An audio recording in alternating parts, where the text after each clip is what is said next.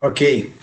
Só agradecer aí o professor Ednei e pela solicitação aí do presidente Nelson, e aí para que a gente fizesse aí uma reunião virtual dentro do ciclo online do conhecimento sobre um tema importante aí com a abertura das academias, que seria interessante fazer essa parte de higienização. E você, Ednei, vejo que está a sua correria, teu tempo aí do seu trabalho lá no Corpo de Bombeiros e mais demais, mas em tempo recorde aí você pôde preparar essa palestra aqui para nós. Então, a gente fica eternamente agradecido, porque já é um parceiro de muito tempo. É uma das palestras mais requisitadas, até mesmo você na semana que vem vai estar fazendo palestra em Pernambuco, lá no CREF de Pernambuco, no intercâmbio que a gente está fazendo, mas graças à sua competência, tenho certeza que muitas informações importantes virão nessa palestra de hoje. Obrigado e uma boa noite a todos os presentes. Bom, boa noite a todos, aos internautas, profissionais de educação física, professor Ednei. Mais uma vez eu quero reforçar aqui os agradecimentos ao professor Pedro, dizer que você é um grande parceiro desde primeira hora, agradecer também a Corporação de Bombeiros, porque eu tenho certeza que às vezes você tem que ceder um espaço lá para poder nos acolher. Então, agradecer aí ao comando da Polícia Militar do Corpo de Bombeiros, que sempre nos prestigiou, e é uma grande honra ser parceiro dessa grande instituição. Essa palestra, ela surge de uma demanda atual, né? Na sexta-feira, nós assinamos o protocolo de reestabelecimento das aberturas das academias e áreas afins, né? Eu digo academias porque era o tá certo? Mas nós sabemos que parques e jardins estão abertos, outros estabelecimentos de atividade física estão abertos e vão ser contemplados nessa palestra de hoje. E essa palestra surge com uma demanda de um profissional de educação física, que fez um questionamento por que a gente não faria essa questão de uma palestra para auxiliar aí a capacitação dos profissionais. Deve ter um microfone, é o meu microfone ou tem algum aí que está aberto aí, está dando microfonia? Eu estou... Melhorou. Então, esse tema, Ednei, é um tema muito importante para a gente.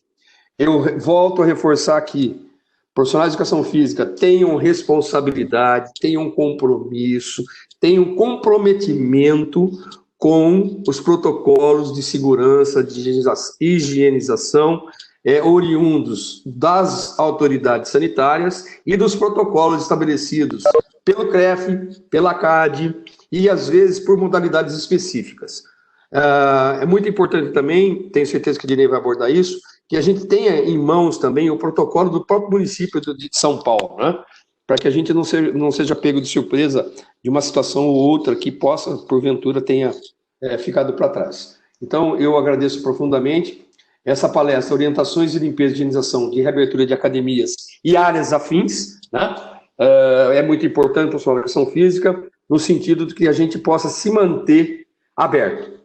Essa é a questão, porque um deslize nosso pode comprometer toda uma categoria, todo aí 33 mil profissionais da cidade de São Paulo, e aí os 5.300 de alguma coisa, estabelecimentos entre academias e estúdios da cidade de São Paulo. Então, por favor, fiquem atentos, é muito importante que a gente possa fazer um trabalho de comprometimento, né? Comprometimento com a nossa profissão e também com a saúde pública. Isso é muito importante. Ednei, um grande abraço. Mais uma vez, muito obrigado pelo seu pronto atendimento. Que você tenha muito sucesso na vida, que você é um cara batalhador e a gente sabe que você merece muito mais do que isso. Um grande abraço, boa palestra. Boa noite a todos. Primeiramente, meu muito obrigado. Muito obrigado ao Conselho Regional de Educação Física, na pessoa do professor Nelson, presidente, ao professor Pedrinho, muito obrigado. Muito obrigado a toda a organização também do CREF, aos amigos delegados, que eu estou vendo que tem vários aqui participando, e os demais participantes. Bom, realmente o assunto é muito importante. Eu preparei aqui um material para que a gente possa discorrer aqui de uma forma bem objetiva, tá bom? Antes disso, eu vou me apresentar um pouquinho para aqueles que ainda não me conhecem. Então, meu nome é Ednei, eu sou formado em Educação Física pela FEFISA de Santo André, pós-graduado e mestrado na área de Ciências da Saúde e Reabilitação. Em paralelo a essa atividade de profissional de Educação Física, também sou bombeiro militar, formado pela Escola de Bombeiros do Estado de São Paulo, sou sargento do Corpo de Bombeiros, e dentro dessa especialização, eu tenho especialização em biossegurança, que envolve a atuação de emergência, né, tanto pelo Corpo de Bombeiros, como também pela Escola de Saúde do México, a qual recebi um treinamento específico sobre os critérios aí de biossegurança da pandemia. Então, a proposta hoje é dar algumas orientações, principalmente desse critério, né, de biossegurança. Quando nós falamos de protocolos de reabilitação, de reabertura de academias, nós estamos falando de critérios de biossegurança, né? Então, isso é muito importante que a gente reforce um pouquinho esses critérios. Então, eu vou compartilhar um pouco a tela aqui com vocês, para que a gente possa discutir um pouco melhor esse assunto. E ressalto que, como o professor Nelson comentou, que eu usei aqui como base para montar alguns dos nossos slides aqui, os protocolos que nós temos hoje vigente, e dentre eles o protocolo do governo de São Paulo, mas é muito importante que também aos participantes aí que consulte os protocolos do seu próprio município. Então, eu tive acesso a vários protocolos de municípios diferentes, e a gente percebe que de um município para outro sempre tem um critério que é um pouco mais enfatizado do que outro, então é importante, então, que também leve em consideração a consulta desses protocolos para que a gente tenha realmente conhecimento do que está vigente no nosso município naquele presente momento. Então, isso é muito importante. E outro detalhe que quero deixar bem claro aqui também é que eu venho mais com o objetivo hoje de reforçar como pode ser feito esses critérios de biossegurança. Então, por exemplo, como que deve ser feito o procedimento de higienização? Quais são suas etapas? Que muitas das vezes não estão descritas nos protocolos. Então, o protocolo diz lá que eu tenho que realizar um procedimento de desinfecção, de limpeza, de descontaminação prévia. Então, a minha proposta é explicar um pouquinho mais disso, como que ocorre a limpeza, como que ocorre a desinfecção, quais os produtos que eu posso utilizar, qual produto que eu uso, por exemplo, para estrutura metálica, qual produto que eu posso usar para estofados. Então, a abordagem ela é mais direcionada a uma orientação de passo a passo, tá bom? Então, vamos lá, eu vou compartilhar a tela aqui com vocês. Deixa eu só...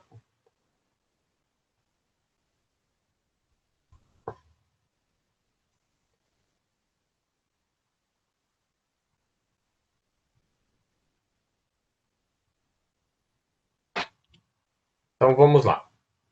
Nossa proposta aqui é realmente falar um pouco dessas orientações do passo a passo da limpeza e higienização das academias. Usei aqui, então, como fontes e recomendo essas fontes para que vocês consultem também a nota técnica da Anvisa, a nota técnica de número 26, que ela fala sobre as recomendações dos produtos que eu posso utilizar além do álcool 70, né, o álcool 70%. Então, existem outros produtos, quando que eu uso o álcool 70, quanto que eu uso o hipoclorito, por exemplo. Então, essa nota técnica da Anvisa é muito interessante para que a gente saiba diferenciar quando uso uma, quando uso outra. Também temos um protocolo sanitário aqui do governo do estado de São Paulo sobre o emprego desses critérios de biossegurança em academia, muito interessante também. Temos aqui também o protocolo de reabertura dos setores de academias similares, né, que envolve as diversas associações, como, por exemplo, a CAD.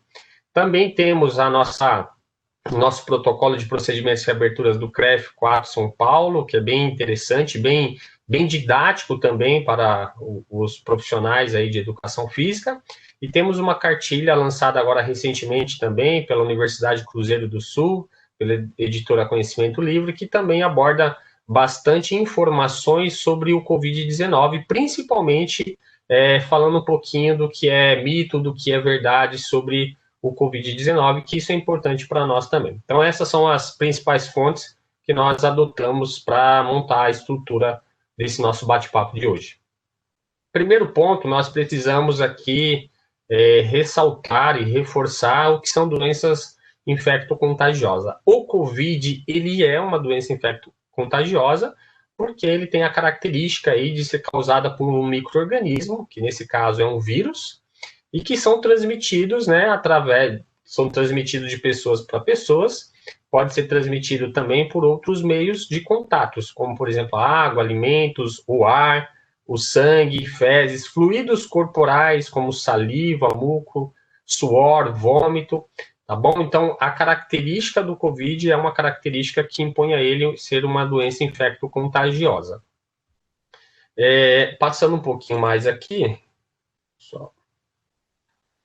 Então, nós temos as doenças infecto-contagiosas, elas têm suas formas de transmissão, que nós separamos aí em contato direto, que é aquele caracterizado pelo contato de pessoa a pessoa, através da saliva, da tosse, de contato com secreções corporais diretas, ou também temos o contato de forma indireta, que é aquele caracterizado pela transmissão por algum meio, seja ele o alimento, por vetores, como, por exemplo, o caso de mosquitos, ou também por objetos contaminados, como vestimentas, equipamentos e materiais.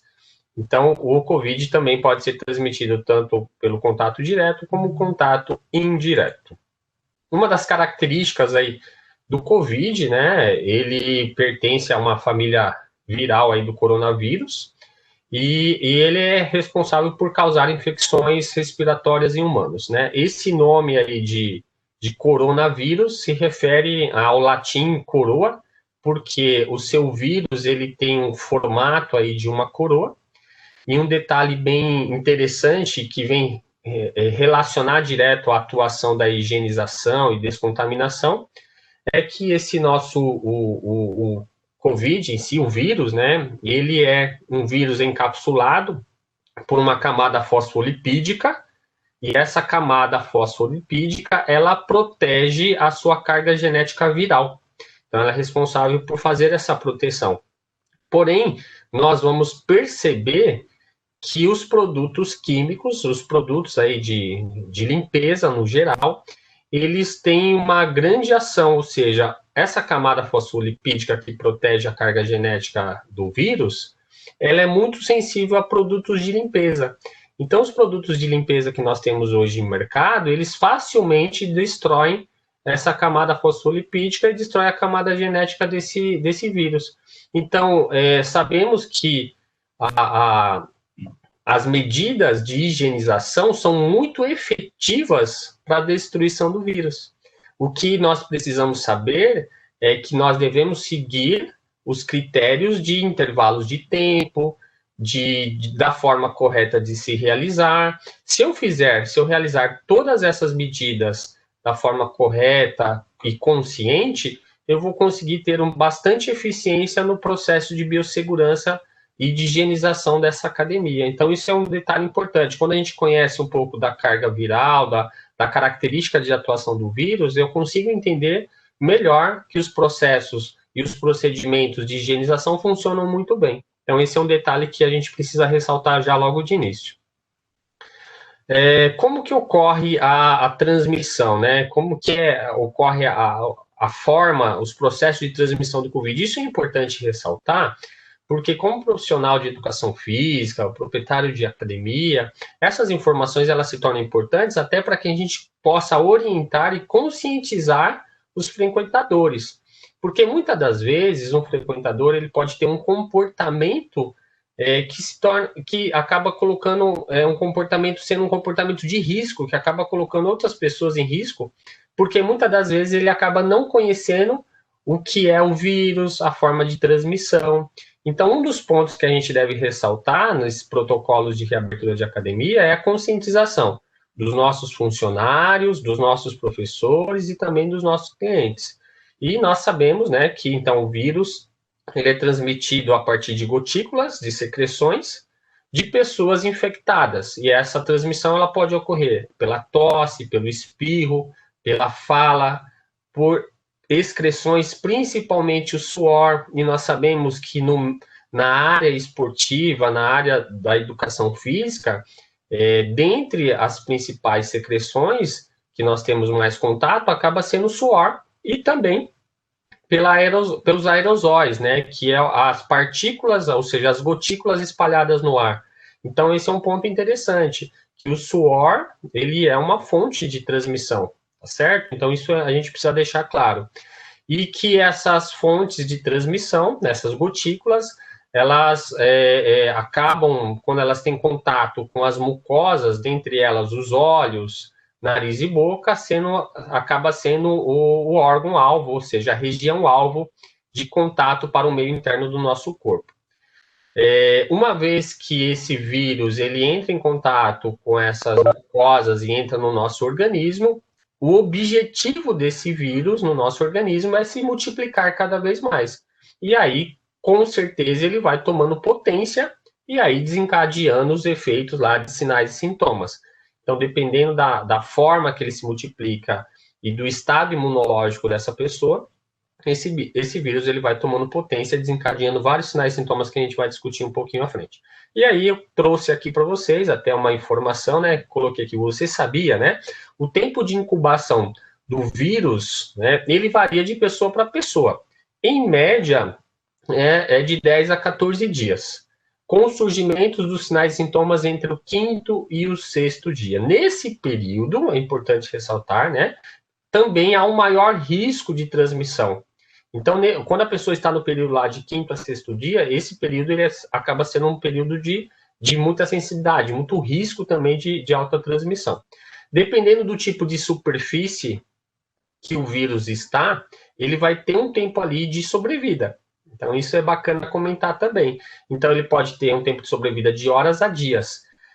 Só para que a gente tenha uma ideia, né, compartilhando com vocês, o vírus do coronavírus, né, ele pode permanecer no ambiente, dependendo da superfície, até 9 dias. Por isso que é tão importante que a gente reforce os procedimentos de limpeza e de higienização. Aí, lógico que isso pode variar de superfície para superfície, mas tem que ficar claro para vocês, guardem essa informação, né? O vírus pode ficar no ambiente até 9 dias. Aqui são os principais sinais e sintomas. Por que também é importante falar dos principais sinais e sintomas? Porque uma das condutas que nós devemos orientar na reabertura das academias são que os funcionários e professores também observem, né, pessoas, ou seja, clientes ali que apresentem algum tipo de sinal e sintoma que pode ser compatível aí com a presença do coronavírus. Então, é importante que os nossos professores também saibam desses sinais e sintomas, bem como ele saiba disso também para poder orientar. É comum que muitos clientes de academia, no geral, eles procurem o professor para tomar algumas informações. Ele, por vezes, procura para coletar uma informação ou para até compartilhar um sinal e sintoma dele. Então, é importante que a gente conheça quais são os principais. E aqui nós temos um gráfico que ilustra os principais sinais e sintomas. Dentre eles, aí, a febre aí acima de 37,8 graus Celsius, ela prevalece aí dentre os principais sinais e sintomas, como 31,31%, seguido aí do segundo maior sinal e sintoma, que é a tosse, em média de 23,93%, a fadiga corporal, que é o cansaço lá, 13,45%, a coriza, né, que é a produção de secreção nasal. Depois pode ter também, em menor escala, as dificuldade respiratória, a dor de garganta, a diarreia, a presença de vômito. Então, esses são os principais sinais e sintomas. Então, é importante que os profissionais aí, donos de academia, saibam quais são os principais sinais e sintomas. Tenham isso bem destacado para que a gente também tenha possibilidade de até observar esses sinais e sintomas nos nossos clientes. 80% das pessoas que são infectadas, né, passam a ser assintomáticas, né, ou apresentam sinais e sintomas leves. Aí nós temos 15% são moderados e 5% apresentam sintomas graves. Então, assim, a grande maioria das pessoas que estão contaminadas com o Covid acabam sendo assintomáticas também. Bom, nós temos um grupo de risco, nós já sabemos, isso é bem difundido, que nesse grupo de risco, quando nós falamos grupo de risco, é porque essas comorbidades, elas apresentam maior taxa de morbidade, como também de mortalidade à doença do coronavírus. Dentre esses grupos, nós temos os portadores de câncer, diabetes e hipertensão, as pessoas com imunossupressão, pessoas acima de 60 anos de idade, pessoas que apresentam doença respiratória e cardiovascular. Então, isso daqui também é importante, porque pode ser que, dentre os frequentadores de academia, a gente tenha esse grupo aqui, algumas pessoas que estão nesse grupo, é importante que a gente passe também uma boa orientação a essas pessoas. Bom, aqui nós entramos na parte mais específica, e quando nós falamos de biossegurança, deixa eu só isso, de biossegurança, que é entender agora o nosso ambiente profissional, entender o nosso ambiente de academia, nosso ambiente de prática esportiva. Dentro da biossegurança, toda vez que eu falo de biossegurança para ambientes, eu tenho que classificar esse ambiente. E como que nós classificamos esse ambiente? Eu classifico esse ambiente em áreas críticas, área semicrítica e áreas não críticas. Então, o que você precisa fazer? A primeira coisa aí que você deve fazer na sua academia, no seu ambiente esportivo, é classificar os seus compartimentos de ambiente. Então, por exemplo, as áreas críticas são aquelas áreas de alto risco de transmissão. Então, por exemplo, se eu tenho um ambiente onde eu vou concentrar um grande número de pessoas, ou seja, eu vou ter um ambiente onde eu tenho pessoas aglomeradas num espaço, numa metragem quadrada, e isso permite uma maior comunicação, um maior contato entre pessoas, eu considero essa área como área crítica.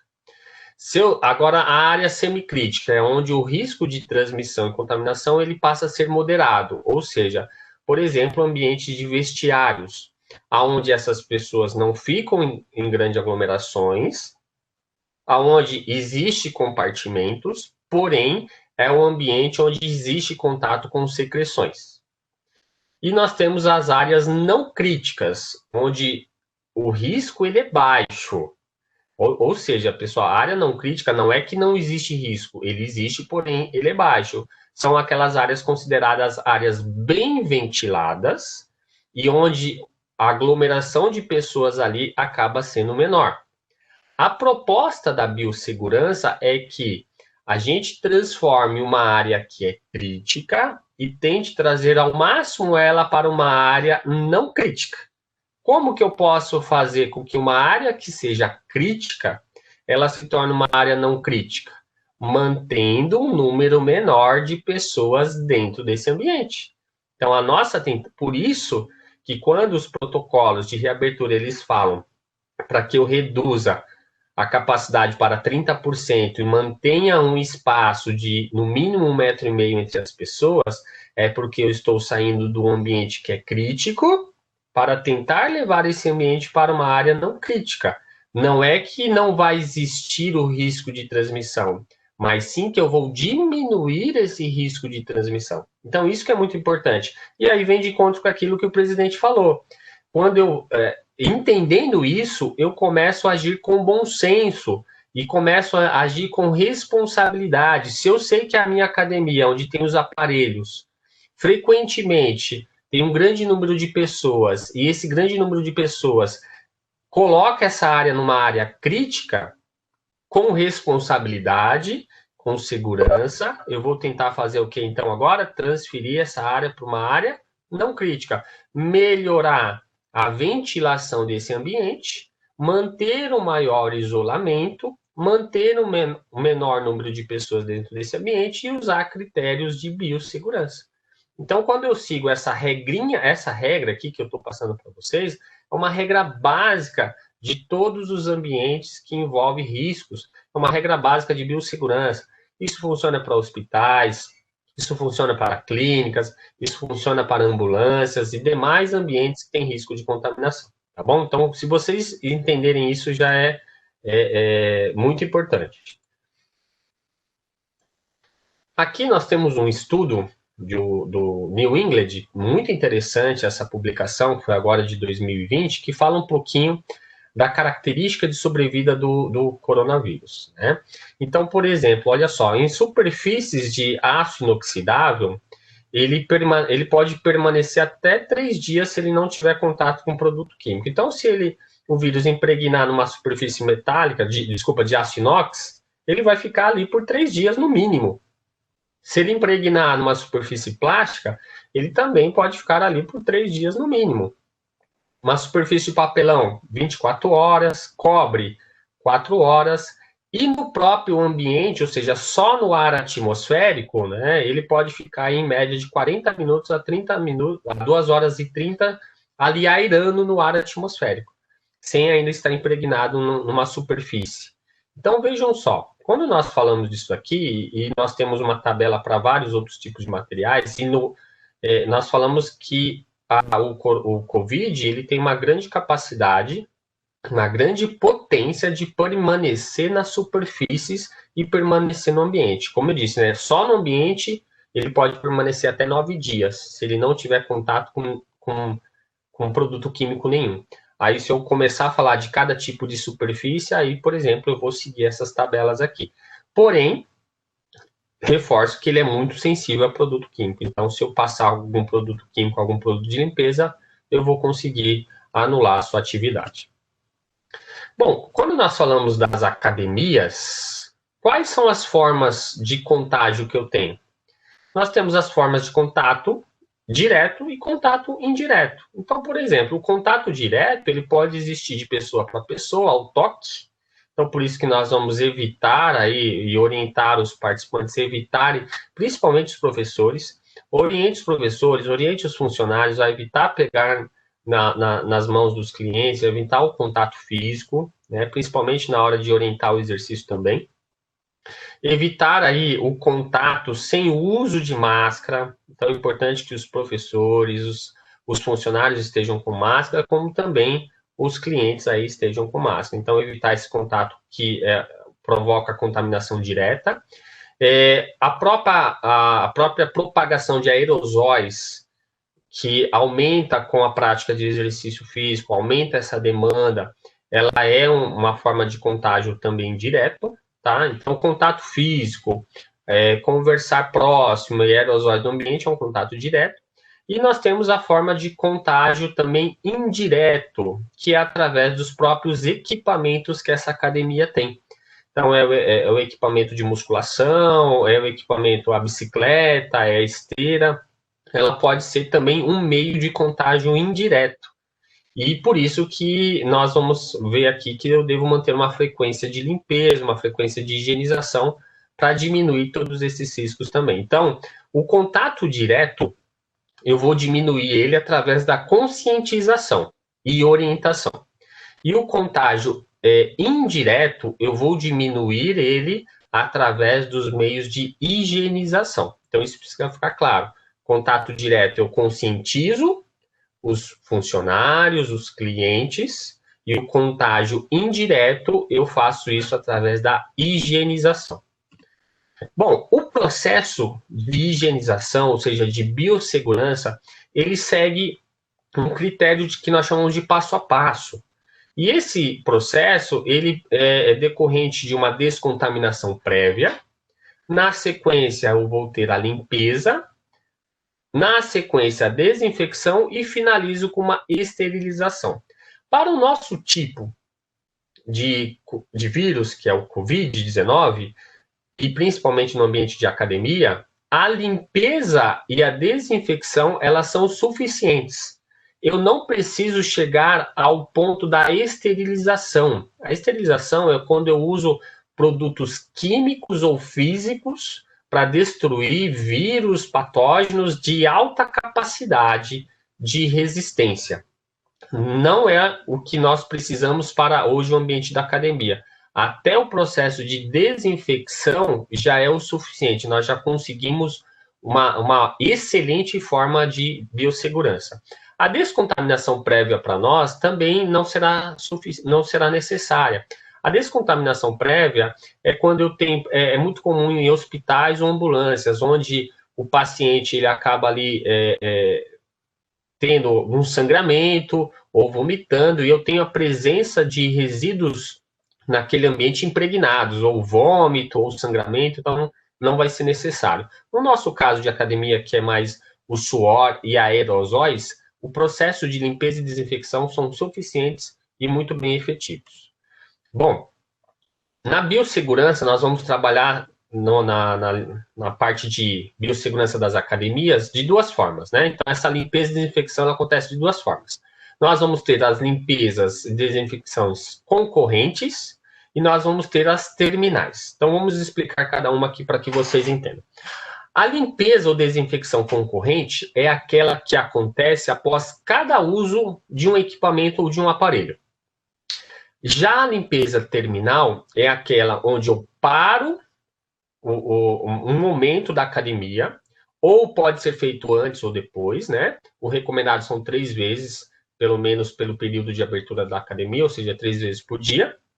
E a limpeza terminal é aquela que eu faço de forma mais abrangente, que envolve a parede, que envolve o piso, que envolve todos os equipamentos.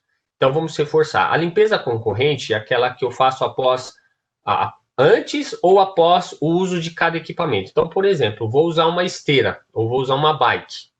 Eu faço a limpeza antes, usei, faço a limpeza posterior. Essa é chamada de limpeza concorrente. E a limpeza terminal é onde não tem nenhum cliente na academia, parou tudo, ou pode ser feito antes da abertura, ou pode ser feito também depois, parou tudo, e agora eu vou lavar, vou higienizar e limpar tudo. Parede, piso, equipamentos, faço tudo. Ou seja, a terminal é mais abrangente, a concorrente é mais focal, é mais focalizada. O que se recomenda, os protocolos, né, de reabertura, que a terminal seja feito pelo menos 3 vezes ao dia, tá bom? 3 vezes ao dia. E a concorrente antes e após o uso de cada equipamento em específico. Bom, quais são os princípios básicos aí de operacionalização do processo de higienização, né? O que eu devo usar como uma regra básica aí de segurança? Então, primeiro passo, que quem estiver atuando na limpeza terminal, principalmente, ele faça uso de um EPI básico.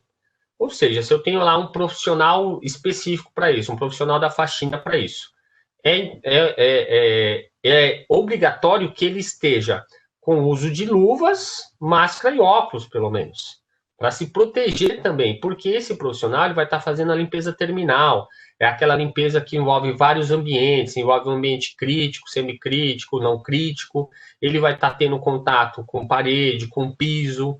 Então, esse profissional ele precisa estar fazendo uso de um EPI adequado. Então, isso é muito importante. Começar no ambiente de menos contaminação para o mais contaminado. Ou seja, eu vou começar daqueles ambientes não críticos, passando para os semicríticos e chegando até os ambientes mais críticos. Tá certo? Então, é ideal que eu busque lá um ambiente não crítico, os ambientes mais aerados, mais ventilados. Aí, depois eu posso ir para um ambiente semicrítico. E aí depois eu vou para um ambiente que é mais crítico. Esse é o passo a passo, tá bom? Limpar do ambiente de menos risco para um ambiente de mais risco. Inicie sempre a limpeza terminal do teto para o piso. Ou seja, eu faço uma linha de raciocínio de cima para baixo. Então, por exemplo, eu vou fazer a limpeza terminal da sala de musculação. Então, eu vou fazer da parede. Tá? Então, eu começo limpando pela parede e depois vou para o piso. Por quê? Para que eu não leve do ambiente mais contaminado, que geralmente é o piso, para o menos contaminado. Então, eu não arraste bactérias, vírus para a parede depois, tá bom? E da mesma forma, eu sigo essa linha de raciocínio para os equipamentos. Então, eu começo a limpar o equipamento de cima para baixo, tá bom? Ou seja, da parte mais alta desse equipamento para a parte mais baixa, que está em contato com o piso. E aqui, ó, olha só, nós temos uma indicação, né, que é do uso para os tipos de ambiente, uso de baldes. Então, como que nós fazemos? Ó, nas áreas que são consideradas críticas, o ideal é que o profissional de limpeza ele use 3 baldes. De que forma? Ele pegue um balde com água pura, um balde com água e sabão, e um balde com a solução química, que pode ser o álcool, hipoclorito ou desinfetante, que a gente já vai falar. Por quê? para que ele não faça o que nós chamamos de contaminação cruzada. Então, por exemplo, ele fez a limpeza de um equipamento. Ele foi lá e limpou um supino, tá? Um pack deck, limpou o equipamento inteirinho. Aí agora ele pega esse mesmo pano, o que ele faz? Ele limpa ali na água e sabão e depois ele enxágua, né, com a água pura, para depois limpar um outro equipamento. Porque senão ele faz o quê? Ele pega essas bactérias ou o vírus em específico que estava ali, por exemplo, nesse equipamento no pack deck e leva para o outro. Então a ideia é que a gente minimize todos esses riscos de contaminação direta ou indireta. E quando eu uso um pano sujo para limpar um outro equipamento, eu gero o que nós chamamos de contaminação cruzada. Então eu tenho que tomar cuidado com isso. E na área semicrítica, eu posso fazer usar um balde com água pura e água e sabão, porque na área semicrítica, só água e sabão já é o suficiente, muitas das vezes, para matar esse vírus. Então, necessariamente, eu não vou precisar de um outro produto. Então, eu usei o pano para fazer a limpeza, lavo com água e sabão e enxago na água pura. Próximo passo aqui. Limpar em um único sentido, então isso é importante também. Então, a recomendação é que a gente não fique esfregando o pano no aparelho, no equipamento. Então, que a gente faça num único sentido, de preferência de cima para baixo, ou de forma paralela, né? Eu limpo de forma paralela ou de cima para baixo, e não fique esfregando, para não ficar espalhando ainda mais vírus naquele ambiente, naquele equipamento, desculpa. Nos banheiros, né, isso aqui é bem interessante, lavar sempre por último os vasos sanitários, tá certo? Por quê? Porque é um ambiente mais contaminado, então eu sempre vou, no caso do banheiro, do menos contaminado para o mais contaminado, tá certo? E naquele ambiente do vaso sanitário eu posso ir despejando a água suja que vem daqueles baldes que a gente acabou de falar. Por isso ele é o último também a ser limpo. Todo material usado para limpeza, como baldes, panos, vassoura, esponjinha, deverá ser limpo e guardado apropriadamente, ou seja, deverá ser todo o final de limpeza, ele deve ficar guardado no ambiente limpo e guardado num ambiente restrito também. Não utilizar material de limpeza de pisos em banheiros em outros ambientes. Então, o produto, a vassoura, o rodo, a esponjinha, o pano que eu uso no banheiro, ele é próprio para a limpeza do banheiro. Por isso que nós, lá no início, separamos o que é ambiente crítico, semicrítico e não crítico. Cada ambiente desse, ele tem que ter o seu tipo de recurso material de limpeza e higienização próprio. Eu não posso pegar, então, os materiais que eu uso no banheiro e usar, por exemplo, na sala de ginástica, né? Usar na academia. Então, isso não é recomendado para não gerar contaminação cruzada também. Bom, aqui são alguns tipos de produtos de higienização. Muitas das vezes as pessoas nos perguntam, poxa, mas eu só posso usar o álcool, né? Só posso usar o álcool 70, não encontrei álcool 70 no mercado, e agora o que eu faço, né? Aqui eu vou ilustrar alguns para vocês, e reforço aquela ideia. Lembrem-se, produtos de limpeza, tá? Produtos químicos de limpeza, eles têm uma boa ação sobre o vírus do Covid-19, que é muito sensível a produtos de limpeza. Então, isso é importante. Então, se você não encontrou um, mas encontrou outro, entenda isso também vai ter uma boa ação. Então, eu posso usar o hipoclorito de sódio, que eu encontro também com bastante facilidade no mercado, a 0,5%, existe também hipoclorito a 1%, mas a 0,5% já é o suficiente. Se eu não encontrar 0,5%, eu posso comprar 1%, que é um pouco mais forte. Eu posso usar também o álcool a 70%, posso usar alvejantes contendo hipoclorito, pode ser tanto hipoclorito de sódio como de cálcio. O iodo, povidona, a 1% também funciona muito bem. Os diversos tipos de peróxidos que existem no mercado, o mais comum é o de hidrogênio, funciona também muito bem. Alguns tipos de ácidos específicos para limpeza também funcionam bem. Quaternários de amônio, de cloreto, funcionam muito bem também. Compostos fenólicos. E também temos aqui, principalmente, o que é mais comum de a gente encontrar, que são os desinfetantes de uso geral para limpeza. E hoje nós já temos desinfetantes no mercado já específicos, né? Na própria embalagem já observo ali que ele falando que ele age muito bem sobre o coronavírus. Então, esses produtos servem muito bem.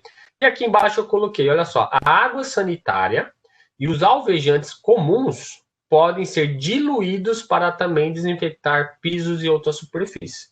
Então, assim, ó, muitas das vezes as pessoas ficam com dúvida, que produto que eu passo no piso? A água sanitária e o alvejante diluído funcionam muito bem. Não tem, pode ser até o álcool, tá bom? Então, para pisos e paredes, álcool, hipoclorito, água sanitária, alvejantes funcionam muito bem, tá bom? Pode ser utilizado esses materiais.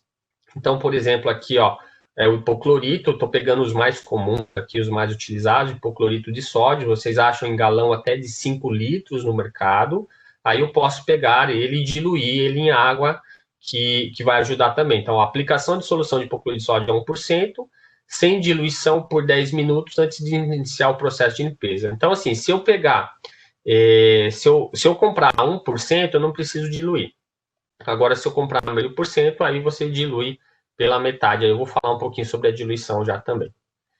Posso usar o álcool, tá? O álcool também, a 70%, ele é muito eficaz. A vantagem dele, né, é que ele tem uma ação muito rápida, até porque ele seca rápido, e não deixa resíduos, e também acaba sendo de baixo custo. Um detalhe importante aqui, né, quando eu falo de secar rápido, uma vez que eu fiz o processo de desinfecção, a ação desse produto, ela dura ali em média de 1 a 3 minutos. Então, de 1 a 3 minutos, ele está fazendo o processo de matar o vírus que está naquela superfície. Então, por isso que quando eu faço a desinfecção, é interessante deixar secar por alguns minutinhos ali antes da utilização, porque a ação desse produto acaba sendo muito mais efetiva. Bom, a sequência aqui, agora um ponto interessante que deve ser muito bem observado para que as pessoas que vão realizar a limpeza, os profissionais que vão realizar a limpeza façam. Esse é o passo a passo. São dois passos, mas são bem objetivos e efetivos. Olha só. Então lá, primeiro ponto, eu devo retirar o excesso de suor dessa superfície.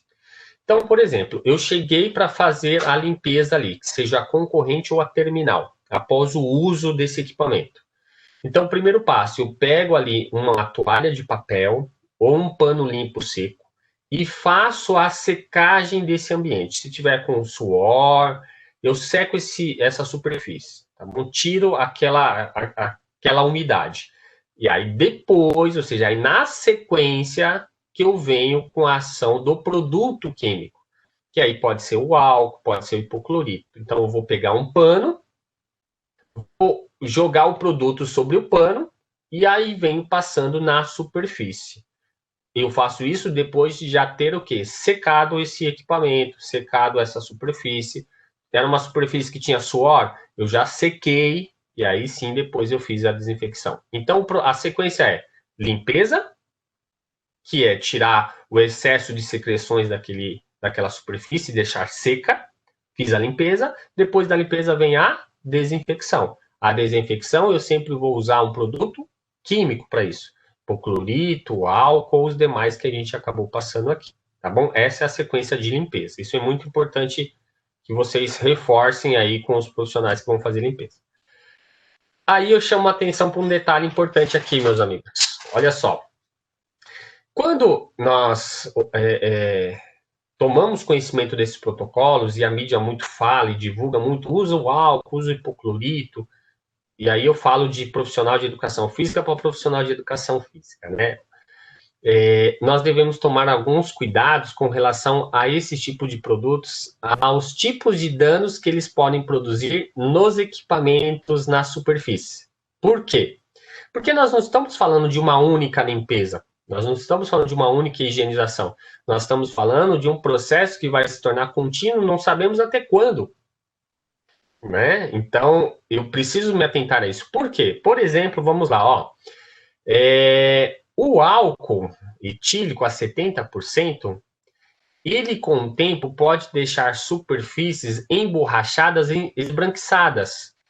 Eu vou tirando a característica original dessas superfícies que são emborrachadas. Então, se eu tenho aí, por exemplo, no meu ambiente de academia, superfícies emborrachadas e que eu vou usar muito processo de higienização nela, o álcool, por exemplo, não é interessante porque pode me trazer com o tempo uma corrosão, um dano à superfície desse recurso material. Da mesma forma que, por exemplo, o hipoclorito, em superfícies metálicas, ele com o tempo pode fazer corrosão, pode enferrujar. Então, por isso que eu chamo a atenção de vocês para uma escolha correta e uma adequação correta dos produtos de higienização. Então, vamos lá. O álcool etílico, a 70%, ele é indicado para superfícies de vidros, superfícies externas e de equipamentos metálicos, estofados e colchonetes. Então, o álcool, para essas superfícies, ele é indicado. Quem quiser até tirar uma foto dessa tabelinha, eu até aconselho. Porém, ele já é contraindicado para superfícies de acrílico, de borrachas, tubos plásticos e superfícies com verniz. Não é... Ednei, mas ele não vai funcionar na superfície? Não, não é que ele não vai funcionar a ação de matar o vírus aqui. Ele vai funcionar, e funciona bem. Porém, com o tempo, ele pode trazer um dano a essa superfície, deixar a superfície esbranquiçada, perder a característica original e assim por diante. O hipoclorito, ele é indicado para estruturas de borrachas, estruturas acrílicas, estruturas plásticas e superfícies que contenham verniz. Porém, ele já é contraindicado em superfícies com mármore e metais, devido à ação que é corrosiva, ou seja, pode trazer corrosão a essas superfícies. Então, vejam só, quando eu uso o álcool para algumas superfícies e ele é contraindicado para outras, essa contraindicação, por exemplo, pode ser bem atendida pelo hipoclorito.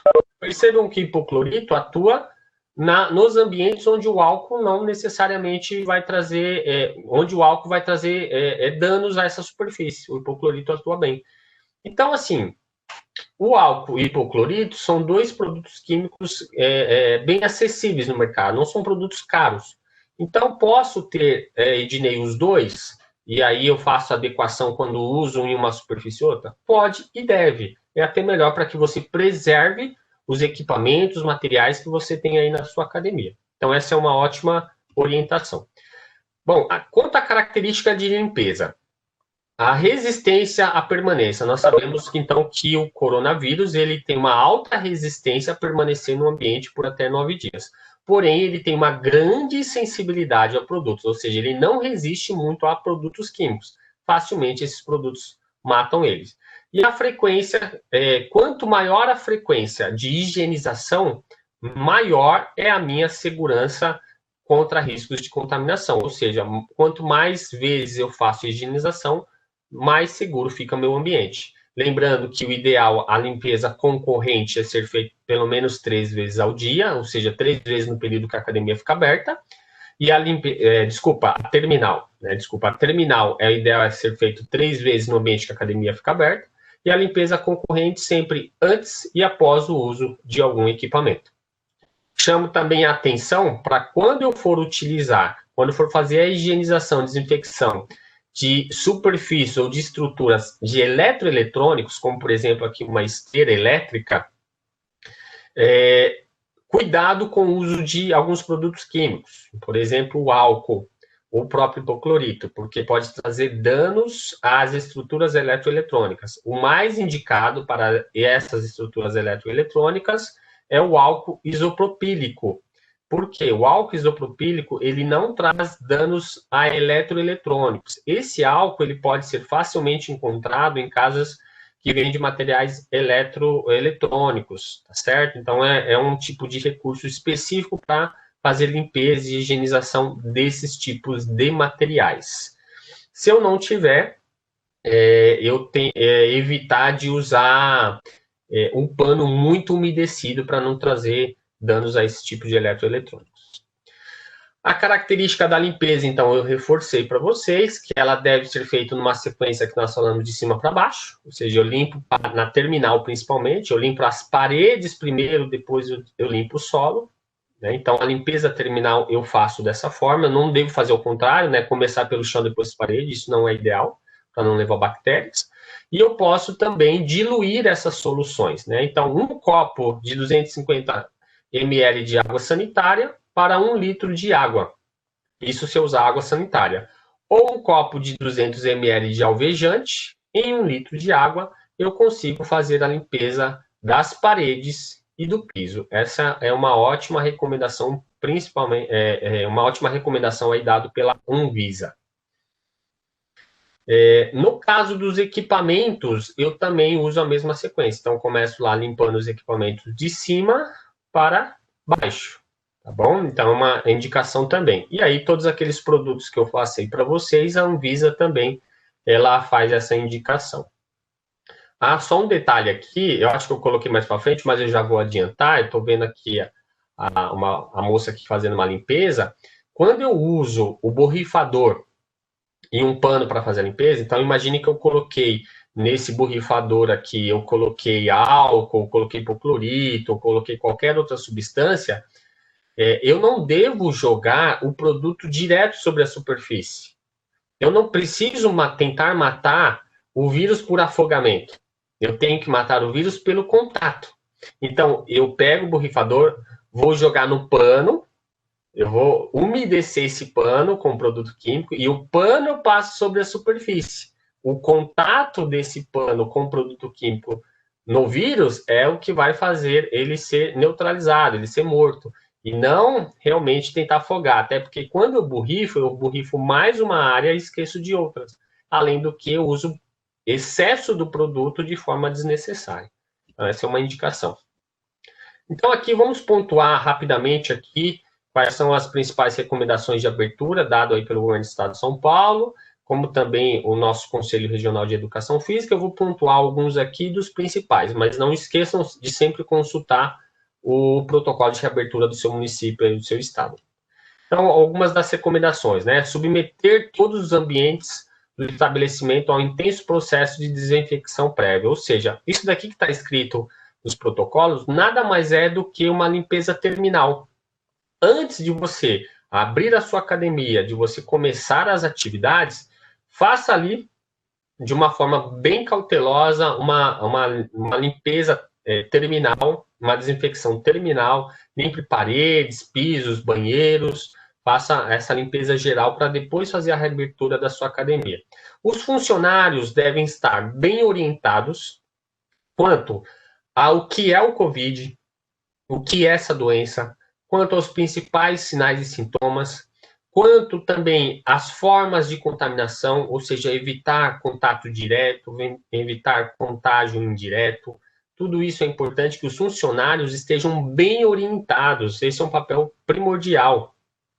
Treinamento e orientação de colaboradores. Quando eu falo de treinamento e orientação, é importante que todos que frequentem esse ambiente tenham orientação, né? Orientação e conscientização. Os seus clientes também devem ser orientados quanto às condutas de segurança, quanto às normas, quanto à característica do COVID, o que é, porque nós sabemos que muitas pessoas acabam, por vezes, não querendo usar uma máscara, não querendo seguir as regras do ambiente. Então, a conscientização é uma forma muito positiva de a gente diminuir essas possibilidades das pessoas não quererem seguir essas regras. Reforcem também a importância do uso da máscara. Eu até aconselho, e eu vi alguns protocolos aqui também, que algumas academias podem colocar cartazes sobre regras de segurança. Então, por exemplo, um cartaz que pode ficar exposto aí aos clientes sobre regras de segurança é contra a probabilidade de contágio aí sem o uso da máscara. Então, reforça a importância de que quando duas pessoas que se falam até uma distância de segurança e as duas estão com máscara, a possibilidade de contágio é muito baixa, né? Se elas estiverem sem máscara, a possibilidade de contágio é mais alta. Então, reforcem essa ideia. Isso daqui é tudo uma característica de conscientização.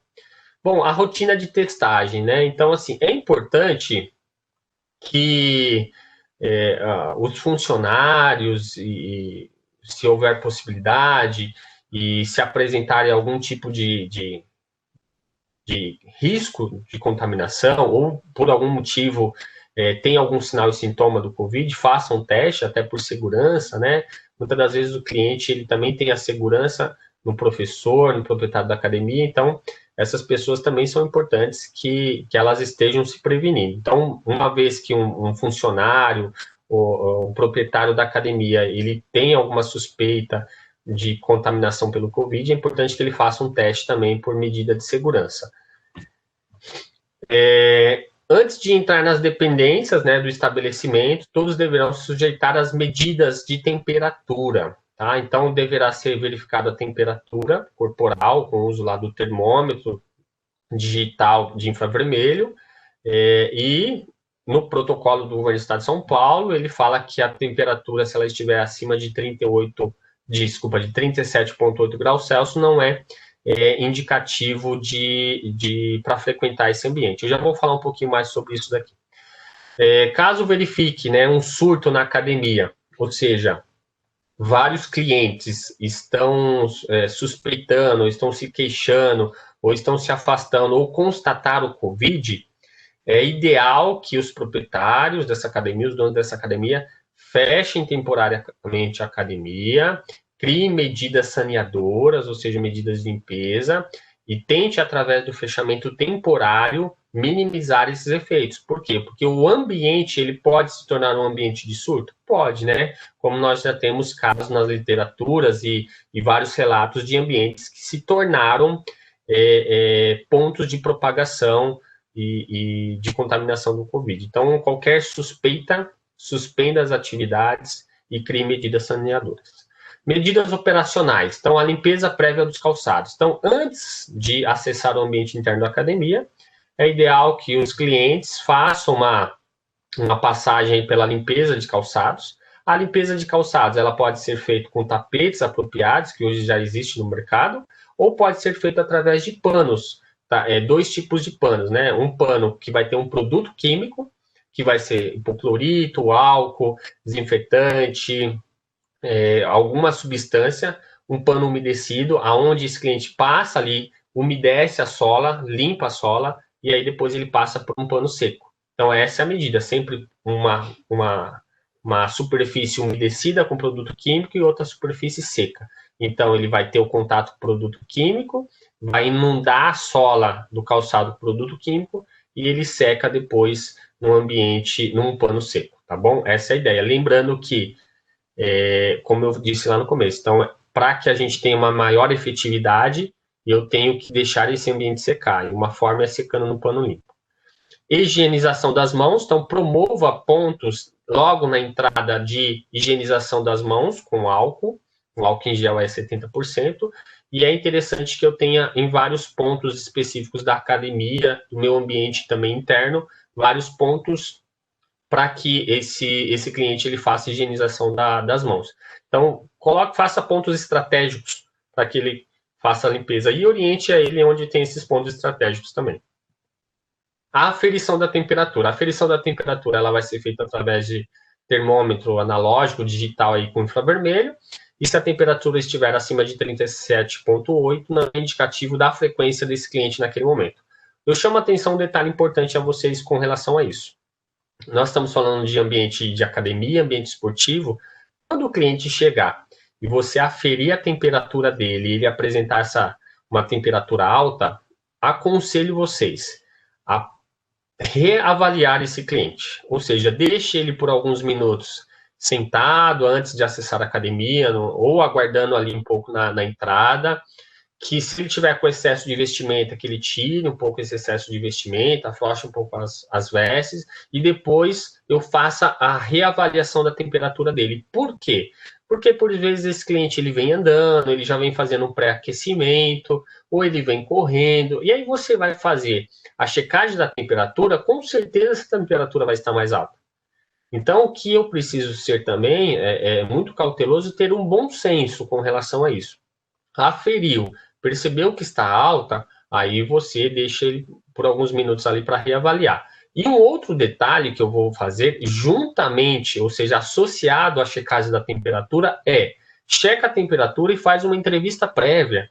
Pergunte sobre os sinais e sintomas, se ele está sentindo alguma coisa, se ele está com coriza, se ele está com resfriado, se ele está com dor de garganta, se ele tem perda do paladar.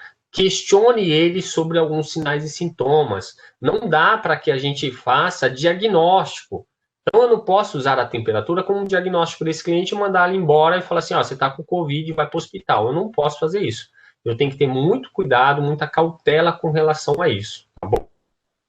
Impressão geral e com a prévia entrevista. Foi o que eu falei. Então, observe o cliente, na hora que você está checando a temperatura, observe se ele apresenta alguns sinais e sintomas, se ele apresenta ali coriza, está com tosse, se está espirrando. Então, faça essa impressão geral antes de diagnosticar, né? Até porque nós não podemos diagnosticar, mas antes de dar um resultado ali negativo para esse cliente. Orientações gerais sobre o uso da academia. Então, antes de ele entrar, oriente ele sobre pontos de limpeza das mãos, sobre as lavagens das mãos com água e sabão lá no banheiro, sobre a forma de ele fazer o uso dos equipamentos, onde eu tenho pontos estratégicos para limpar os equipamentos, produto para limpar o equipamento, antes e após o uso do equipamento, como que ele deve fazer. Então, faça essa orientação prévia, pelo menos nos primeiros dias de reabertura. E aqui, né, a orientação aí do governo do estado de São Paulo é reduzir, na fase amarela aí, reduzir a capacidade da academia para 30% dos clientes, e aí quando passar para a fase verde, essa redução, né, na verdade, ela vai para 50%. Então, nós devemos observar isso. Medidas operacionais importantes essa, olha só, se possível, né, lógico que não, desde que não afete outros critérios da academia, principalmente critérios de segurança também, mas desative a biometria, desative a catraca de biometria. Por quê? Primeiro, porque é um ponto de contaminação cruzada, então acaba sendo ali um meio de contaminação indireta, e também porque, senão, a cada passagem de um cliente ali, eu vou ter que estar toda hora limpando. E isso acaba se tornando, por vezes, inviável e acaba aumentando um risco de contaminação. Lembrando que as formas de contaminação do vírus no nosso corpo é a mucosa dos olhos, nariz e boca, né? E nós sabemos aí, através de estudos, que por dia a gente coloca a mão no rosto, a mão na face, mais de 200 vezes ao dia. Então, por isso que a gente deve evitar essas situações também. Então, uma das orientações é desativar a entrada por biometria. Então, isso não é indicado. E no finalzinho aqui, a gente está quase chegando ao final, já falei da capacidade, né? Adote também sistemas de agendamento prévio. Sendo possível, hoje nós já temos várias ferramentas, até o próprio WhatsApp ele já tem uma ferramenta de possibilidade de agendamento prévio por parte dos clientes, para a gente diminuir os horários, principalmente de pico, de ter muita gente dentro daquele ambiente, né? O distanciamento mínimo de 1,5 m, e isso pode ser até sinalizado no ambiente, né? Para salas, dependendo do tipo de ambiente que eu tenho, posso sinalizar até no solo, colocando marcadores aí sobre essas distâncias aí. Organizar o layout, então isso é bacana, reorganize o layout, né? Com afastamento de esteiras, afastamento dos equipamentos, sendo possível, ou isolo, né? Então, o ideal é um equipamento sim, outro não, de cardio, equipamentos de cardio eu isolo, um equipamento sim, outro não, coloco fita zebrada, isolo aqueles ambientes lá que realmente apresentam muita proximidade dos nossos clientes. Disponibilizar bebedouros de água potável apenas para utilização com copo descartável ou as próprias garrafinhas, né? De preferência que você reduza o número desses bebedouros no ambiente também, e aí que você disponibiliza ali o copo descartável ou que oriente os clientes trazerem suas garrafinhas aí, que elas sejam feitas uma limpeza antes do seu uso. Manter a ventilação natural do ambiente, então, um ambiente que tem bastante janela, deixe portas abertas, até para que o cliente não fique colocando toda hora a mão na maçaneta e faça contaminação cruzada. Então, portas abertas, janelas abertas, aumente a ventilação desse ambiente e evite o uso de ar-condicionado. As recepções também, principalmente, é indicado ter as barreiras aí de proteção acrílica. Então, ambiente onde o cliente tem que ficar, por vezes, tendo um contato direto com o funcionário, como é o caso da recepção, é indicado ali que você tenha uma barreira. Caso não crie uma barreira de acrílico, eu tenho que afastar ali o contato desse cliente com o balcão aí por aproximadamente 1 metro, 1,5 metro. Suspender a utilização dos chuveiros e de vestiários. No caso dos banheiros, aí eu posso manter só os sanitários ativos.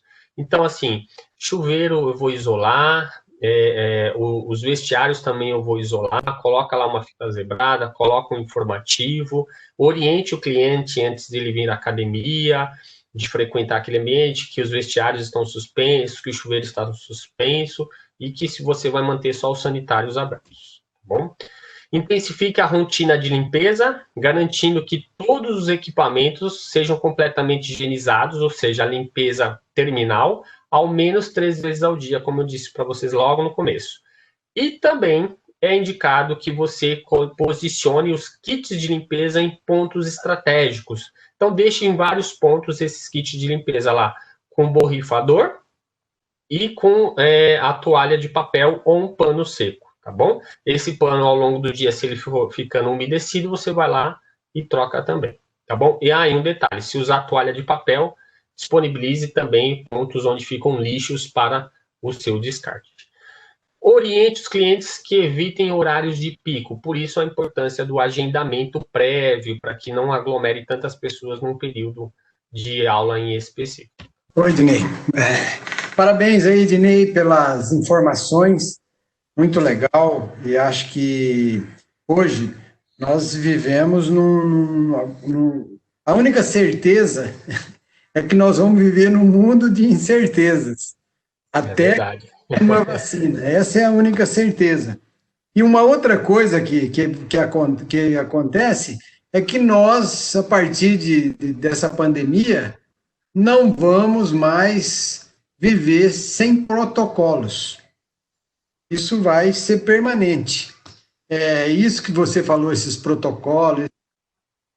Eu tenho aqui em casa, nunca morando aqui já há vários anos, mas sempre entrava pela porta da sala. Você entra, não tira sapato, entra do jeito que chega da rua. Hoje não, protocolo, você entra lá pelo corredor, varanda já tem armário, já tem tudo para fazer a limpeza, trocar de roupa, tirar sapato e tudo isso daí. Mas esse é um protocolo que vem para ficar, e a gente tem que ter esses cuidados. Então, na academia, o cuidado, igual o Bruno falou assim, como que a gente vai dimensionar o número de pessoas? Primeiro, é a segurança para o cliente, porque o cliente, se ele não sentir segurança, não volta mais.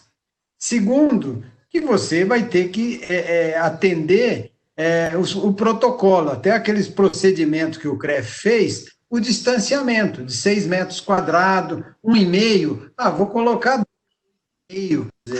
Você fazendo esse distanciamento da segurança, aí depende do tamanho da tua academia. E tudo adesivado. O Rialdo mesmo comentou, que é conselheiro, que é o segundo vice-presidente, que abriu a academia aí na tua cidade, acho que em Mauá, porque ele falou, ele ficou 2 a 3 dias, adesivando tudo. Quer dizer, você tem que fazer esse protocolo de adesivar, de tomar essas decisões importantes, pensando no cliente, porque ele sabe, nós sabemos que tem aquelas pessoas que não estão nem aí ainda para o vírus, mas a maioria das pessoas vão voltar na academia com receio. Vou lá, vou perceber como que vai ser. Se ele sentir segurança dos procedimentos, ele volta e vai comunicar com outros amigos que lá existe uma segurança. Ele chegar lá e ver que as coisas não são de acordo com os protocolos que todos comentam que tem que ser feito, automaticamente ele não volta mais. Então, você vai perder o seu cliente em função disso daí. Então, eu acho que essa sua palestra hoje, ela veio bem, e para mim, porque eu falei, fiquei bem atento aqui, ouvindo tudo, acompanhando, porque o básico a gente sabe. Lave as mãos, água de sabão, não sei o quê, passa o álcool em gel.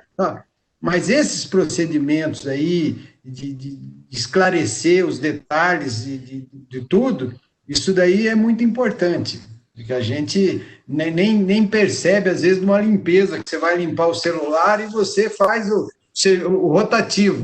Não é como você ficou. A partir de hoje, eu vou limpar meu celular de forma diferente, de cima para baixo. Você passa e tudo bem, passei o álcool aqui no ouvido.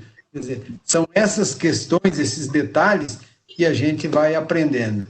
E o álcool isopropílico, né, Pedrinho? Não é mais um álcool comum. E reforço, né, que o Pedrinho falou aí da importância nesse momento, principalmente como profissionais de saúde que nós somos, e que nós temos que potencializar ainda mais a nossa conscientização. E o que o Pedrinho falou é fantástico. Hoje o cliente, o nosso aluno, ele vai na academia, ele já sabe, ele já conhece algumas condutas de protocolo. Ele não vai mais hoje aleatoriamente na academia. Então ele vai chegar no primeiro dia e ele vai verificar, ele vai observar quais são as condutas de orientação, ele vai chegar no professor, ele vai perguntar alguma coisa sobre o Covid para o professor, ele vai sentir se esse professor realmente está preparado, se ele tem conhecimento. Então, hoje o nosso público, hoje os nossos clientes, ele tem esse nível de esclarecimento. Então, é importante que a gente potencialize ainda mais a nossa profissão, principalmente. Potencialize realmente que nós somos profissionais de saúde, nós conhecemos o que estamos fazendo e nós estamos agindo com muita segurança, como os médicos, como os enfermeiros, como os fisioterapeutas. Então, nós também temos o nosso papel, a nossa importância na sociedade com relação às medidas de segurança e prevenção. E o nosso papel está aí, mostrar que a gente segue protocolo, que a gente atua com conscientização e responsabilidade. Isso é o mais importante. Então, minha mensagem final é essa, reforço tudo que o Pedrinho falou, os demais membros falaram, e agradeço mais uma vez a oportunidade de estar aqui, estou sempre à disposição de vocês. Mais uma vez, obrigado. Obrigado a todos.